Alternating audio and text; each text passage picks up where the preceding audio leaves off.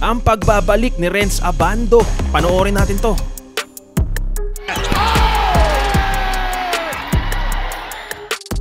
So kakaiba ang pinapakita ngayon ni Renz Abando dahil mayroong matinding block pa rin.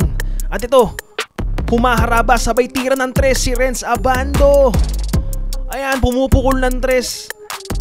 So ang tanong, ano ang standing ni Renz Abando sa kanyang team ngayon, no? Kasi nice alley-oop, ganda ng chemistry ni Renz Abando. Uy, pinalpal pa ni Renz Abando. Actually, walang takot ngayon si Renz Abando. Kung i-obserbahan natin ang pinapakitang performance ni Renz Abando, kitang-kita nyo naman kung paano magwala itong si Renz Abando. Alam nyo ang kakaiba ngayon, sobrang taas, sobrang ganda ng team standing ni Renz Abando, no? Nagtala siya ng pinakamataas ngayon na points na 25 points. So ibig sabihin balancing-balance ang kanyang paglalaro, no? Kitang-kita yung kanyang athleticism. Ang tanong, pwede ba to sa Gilas maglaro, brother? Yan ang ating gustong malaman sa pulso ng bayan. I-comment mo dyan, brother, yung ganitong gameplay ba? Posible ba sa Gilas Pilipinas na mapasama? So actually, ang standing ni Renz Abando ngayon sa kanyang team, numero 1 sila. Meron silang kartada ngayon na 7 wins, 2 loss, no? Sila ang top ngayon sa standing ng kanilang koponan. Anyang KJC. Kung si Abando, brother, nasa baba yung kanyang team ngayon, si Abando, maganda po ang ipinapakita tulad niyang, brother, oh. At dahil nga maganda yung performance ni Renz Abando, yung kanyang enerhiya, yan, oh, total dominating. Renz Abando, walang awa to, brother. Hinahabol pa yung kalaban. Yan ang ating dapat pag-usapan ngayon, brother, no? Mag-comment ka dyan kung nandiyan ka at sinusubaybayan mo pa rin ba tong si Renz Abando. Sobrang ganda po ng pinapakita, pero hindi lang pinapakita to sa TV, binabalita. Hindi ko alam kung bakit, pero ibabalita at i-update na natin kayo. Renz Abando, yung mga import sinasagasaan lang. Yan ang gusto nating malaman, no? Kung marami pa bang nag-aabang kay Renz Abando, gusto mo pa bang mapanood to? Kasi maraming mga panatiko ngayon ng basketball, hindi na inaabangan si Renz Abando. Pero ako, each time na naglalaro to, sumabay ka pa import. Hindi uubra yung mga import kay Renz Abando, eh. At pansin ko sa laro niya, brother, parang hindi galing sa injury. Sablay dun si Abando, pero kitang-kita mo yung energy ni Renz Abando sa larong ito. Pakita natin yung iba't ibang gameplay ni Renz Abando sa iba't ibang koponan. Ayan, pinalpal pa ni Renz Abando. Sinasabayan, brother, kahit gaano katangkad. Renz Abando for dominating play. Sumabay ka pa. Padila-dila pa si Abando. Nice drive. Monster ability mula kay Abando. Dumila pa si Lakay. Tinatambakan na nila ngayon yung opponent nila. Alam mo, yun ang nakakatakot kay Abando, brother. Sa sobrang taas tumalon, baka ma-injury, no? Ito ang ating commentary podcast sa pagwawala ngayong Oktubre ni Renz Abando. Kahit mga coaching staff, bilib na bilib kay Renz Abando sa ginagawang paghahalimaw ngayon. At ang napapansin ko kay Renz Abando, hindi siya totally scoring machine. Hindi siya ganun, eh. Kumbaga, siya yung parang player na hahanapin mo pag gusto mong gisingin yung team. Yun ang napapansin ko sa paglalaro ni Renz Abando. Kaya para sa ating komentaryo ngayon, brother, sumuporta ka na kay Renz Abando. Kasama niyan, brother, yung pag-like mo ng video na to para ma-aware yung ating mga kababayan kung ano bang nagaganap kay Renz Abando. Iniwan ba ito ng Pilipinas? Hindi na ba sinusuportahan? Tara, ikalat natin yung magagandang ginagawa ngayon ni Renz Abando para naman mapansin ng Gilas Pilipinas. Sinasayang nila to, eh. Kita nyo, iba yung laro, parang DeMar DeRozan, eh. May tira sa labas, 'di ba? Grabe magwala ngayon to si Abando, kaya pala ganun yung team nila ngayon, no? Arangkada. Ayan, no? Abando sa gasa play. Bang! Counted na naman po. Ayan, hinabol pa ni Abando. Mapipigilan ba? Hindi nakatira, brother. Na-block agad ni Abando. Eto pa. Sinasagasaan talaga. Siya ulit yung starter dito, brother, sa ibang mga game, no? Ayan, Abando. Isolation defense. Matindi talaga to, brother. Inaabangan mo ba to, brother? Ako, naglulook forward ako kay Renz Abando na sana mapasama to sa NBA. Magkaroon to ng opportunity kasi malaking impluensya ang kayang gawin bawat team ni Renz Abando. Hindi kailangan na siya yung laging pumupuntos. Yun, no, kita nyo? Yung hustle play, yung defense, energy. Tulad yan, walang takot shot. Kita nyo? Pag naglalaro si Renz Abando sa team, nado-dominate niya yung kanyang grupo. Ibig ko sabihin, brother, napapalabas niya yung pagiging halimaw ng kanyang team. Obserbahan nyo, pag wala si Renz Abando sa team na yan, matamlay ang laro ng team na yan.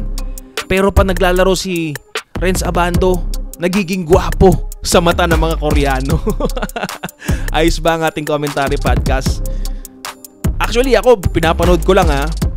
Sobrang hype na hype ako sa laro ni Abando. Gumaganda yung energy ko.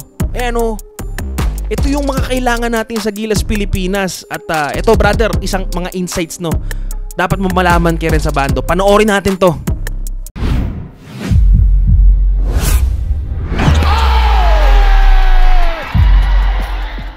Mula sa pagkawala ng pangalan sa listahang bakbakan ng mga bansa, Gilas Pilipinas ni Renz The Lost Prophet Abando. Isang matinding pagbabalik ngayon ang magaganap sa karera ni Abando. Ito'y matapos maaninag ang pangalan sa lineup upang maglaro sa upcoming 43rd William Jones Cup sa Taiwan. Matindi ang kaganapang kinaharap ni Abando sa mga nagdaang panahon na animoy nangangapa sa kung saan na ang pinakamagandang oportunidad ngayon para kupkupin ang tinaguriang The Lost Prophet ng basketball. Marami ang nagsasabi na dahil ito sa kanyang naging injury. Ngunit kung ating titig ng mabuti, ay pinili nito ang maging free agent upang ang sino mang kukupkop sa batang manlalarong ito ay nakahanda ang buong sariling iaalay ang buong puwersa at dangal. Taglay ang pagiging mahusay na manlalarong pagka-Filipino. Sabihin man ng iilan na animoy, tsepwera na ito sa Gilas Pilipinas. Ngunit ang totoo'y makikita natin sa uri ng kanyang paglalaro, ang dedikasyon, bigay todong galaw na nagpahinayang sa maraming panatiko ng basketball. Ang tanong, tama ba na hindi ito isinama sa lineup ng Gilas Pilipinas?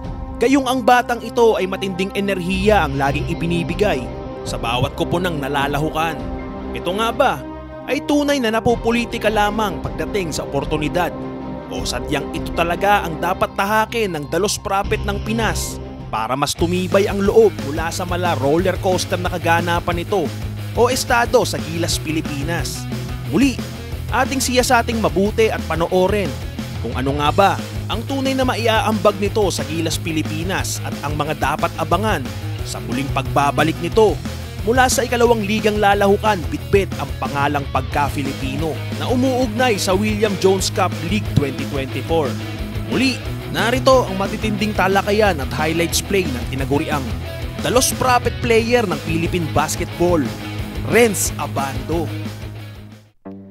Welcome na naman sa ating commentary podcast and tatalakayin natin ngayon kung bakit nga ba o tama ba na hindi isinama itong si Renz Abando pagdating sa lineup ng Gilas Pilipinas. Talakayan din patungkol sa mga nagaganap ngayon sa karir nitong si Renz Abando. So umpisahan natin yan sa usapin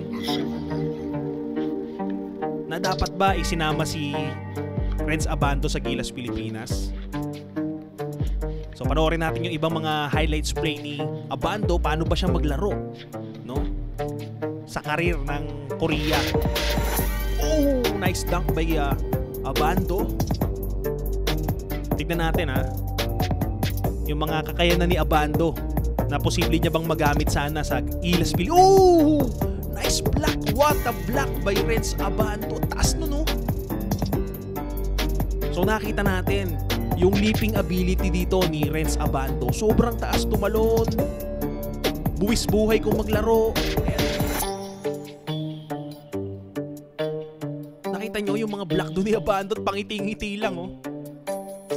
So meaning to say, napakataas po ng hype ni Abando. Meaning, ang ibig ko sabihin doon, yung positive energy na kaya niyang i-contribute sa team. Tulad niya, no? Pang! Sinalpakan ng buwis buhay ulit. So sa akin, hindi naman to usapin ng galing lang, no? Yung pagiging lineup niya sa Gilas Pilipinas, sana ang magagamit niya doon yung kanyang mataas na enerhiya na may ko-contribute sa buong team kung nangihina ito. Kita nyo yung positive way na maka-adapt niya sa team, may bibigay niya doon sa team. So sa akin, okay lang naman kahit hindi siya na-line up doon, pero para sa akin kailangan siya ron, yung mga ganitong uri ng enerhiya, kailangan to ng Pilipinas, no?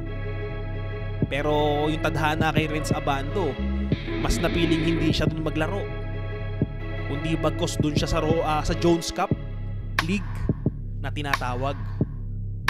So ngayon talakayin pa natin yung mga usapin tungkol kay Renz Abando. Marami bang mas magaling kay Abando na dapat ilagay sa lineup? Para sa akin, brother, kung ako ang katanungin nyo, no? Maraming mas magaling kay Abando. Pero the way he perform inside the court, kakaiba. Sobrang talas ng kokote. Sobrang vigilant. Kita nyo, ganun yung mga ganung uri ng playman lang, kahit hindi scorer. Yung makita ng mga ka-teammate mo na ginagawa mo yung buong best mo, napakang big factor nun. Kita nyo, hinahabol pa ni Abando yung bola, mapalpal lang. Para sa akin, sayang yung pagkakataon na yun, no? Na hindi na isama si Renz Abando ron. Kasi posible nating makita sana yung ibang enerhiya ng Pilipinas, eh. Alam nyo yun, hindi man siya masasabi nating sobrang galing, pero yung pwede niyang maiambag sa loob ng court, para sa akin napaka big deal nun, eh.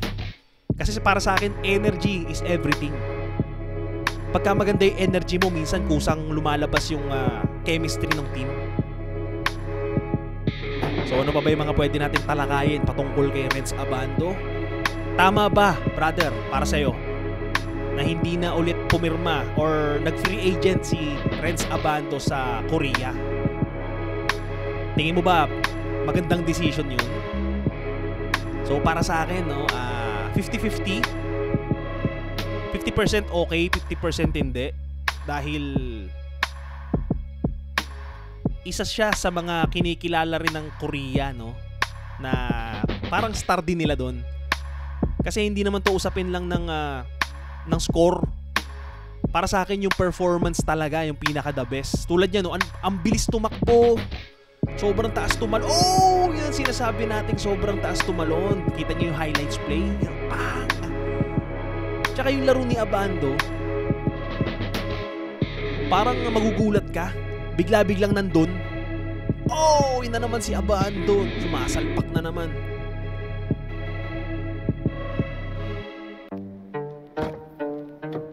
So sayang nga, no, na hindi siya pumirma ulit dun sa Korea. Pero baka kasi inunahan na ni Abando. Ayaw ni Abandong masira yung imahe ng Pilipinas. Na yung mga player ng Pilipino ginaganon-ganon. Hindi. Si Abando kasi, nakita ko sa kanya na kaya niyang bitbitin yung sarili niya kahit sa anong lugar. Ginagawa niya ng paraan, no, na mawitbit yung bandila ng Pilipinas, na hindi ma-down yung bansa ng Pilipinas. Para sa akin, good thing pa rin na isinalba niya kung ano mang naroon na pagpirma ng kontrata. So ngayon, ang pagkakataon ngayon, naglalaro na ngayon si Renz Abando sa ibang liga tulad ng tournament ng Jones Cup. Malaking bagay yun para kay Renz Abando to showcase yung kanyang talento at galing sa industriya ng basketball. So ito, Renz, nakita nyo yung ito, naglalaro siya sa Gilas nitong mga panahong ito. Tingnan natin. So Renz Abando is a package player. Kita nyo kung paano siya dumipensa. Yung taas ng talon niya nagagamit niya sa depensa. Ayan o, pang! Talagang nasa ere na, pinapalpal pa ng sobra. Iba pa naman yung impact pagka pinalpal mo ng matindi yung kalaban. Diba? Binibigyan mo siya ng negative way na hindi nyo kami kaya. Ganun ho maglaro ang isang Renz Abando. Kita nyo, na turnover pa yung kalaban, na steal pa. Ito naman, anong play pa to kay Renz Abando? Oh, basic na basic. Almost teardrop yung dating. Ito pa, Renz Abando. Tingnan nyo, hindi selfish si Renz Abando. Nagagawa niyang maipasa yung bola sa mabilis na way. So masasabi natin na yung laro ni Renz Abando, kung Gilas Pilipinas lang tsaka Korea, sayang kung hindi siya nakakapaglaro doon. Pero kung mas makakatulong yun para maisalba yung kanyang good image sa industriya ng basketball, okay lang.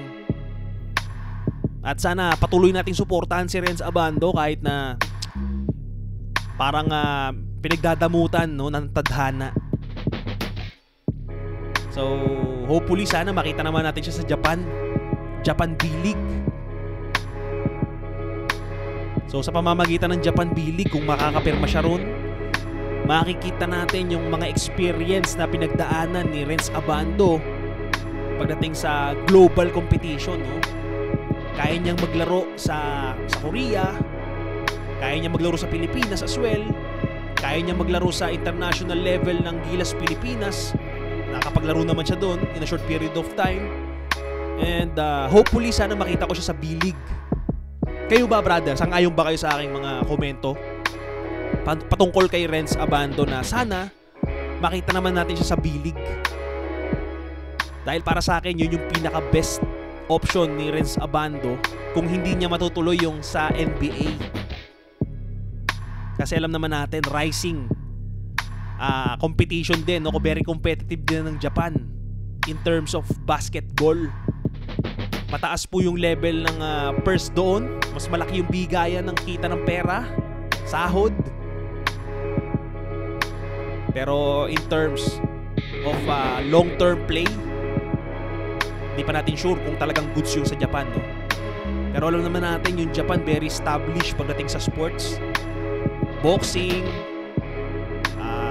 basketball, sinusuportahan at unti-unti na nilang pinapalaki yung kanilang liga ron. So balik tayo kay Abando. Renz Abando. Ano ba yung mga kakayanan ni Renz Abando na maiaambag niya sa industriya ng basketball sa Pilipinas? Para sa akin yung pagiging humble ni Renz Abando, factor yun, brother, sa basketball. Kasi kaya-kaya niya mabilis siya makaka-adapt sa mga kakamping niya.